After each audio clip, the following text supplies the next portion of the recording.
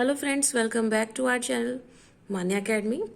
Friends, हमने short story की series शुरू की हुई है और इससे पहले हमने 11 शॉर्ट स्टोरी कर ली है और जो अलग अलग से शॉर्ट स्टोरी मैंने बनाई थी उसकी प्लेलिस्ट बना रखी है। तो यदि आपने नहीं देखी है तो आप देख लीजिएगा।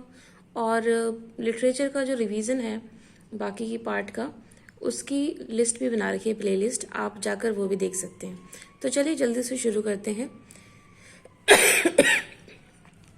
Sorry.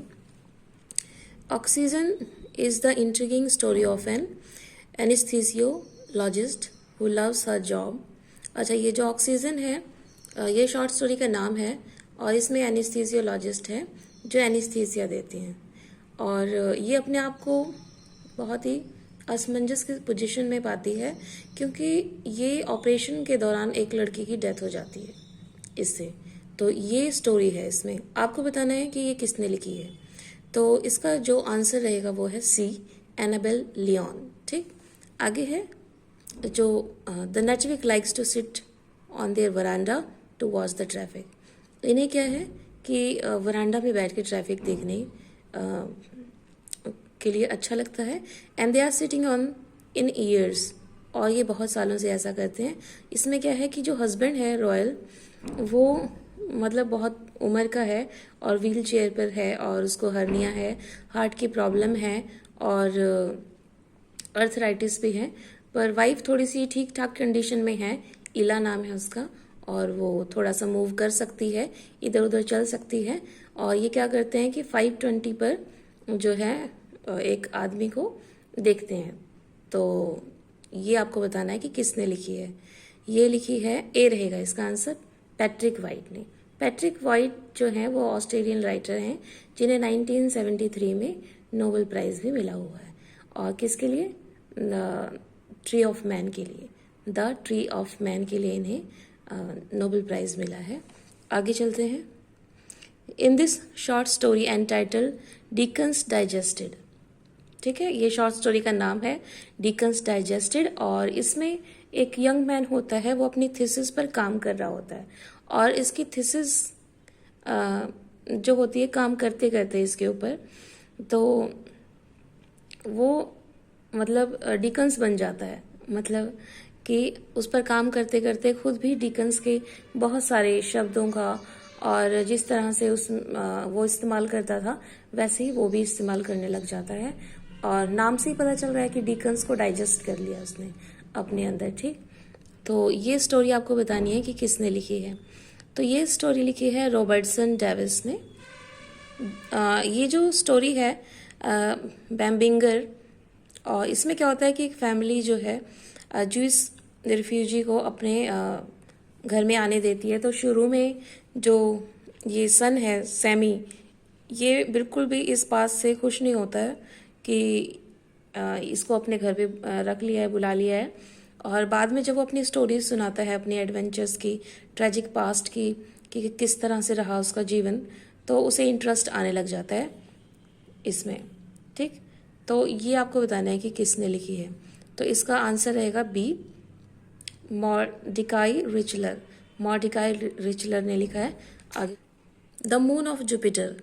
ये जो मून ऑफ जुपिटर है ये मिडिल एज राइटर की कहानी है जिसके फादर मरने वाले हैं, वो हॉस्पिटल में उसे मिलने के लिए जाती है।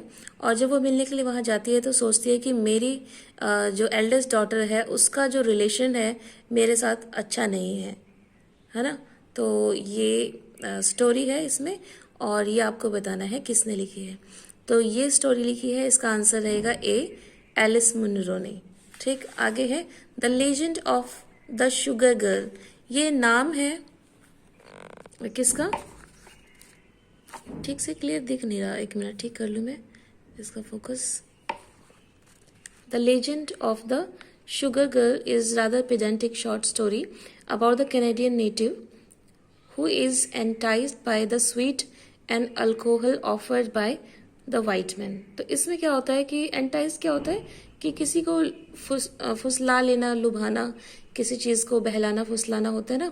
तो वो स्वीट और अल्कोहल ऑफर करता है वाइट मैन, और कैनेडियन है इसे, और इसके बारे में स्टोरी है किस तरह से उसे बहला फुसला लेता है और ये जो स्टोरी है the legend of the sugar girl, ये एक कलेक्शन के अंदर से ली गई है। उसका नाम है बॉर्न विद अ टूथ।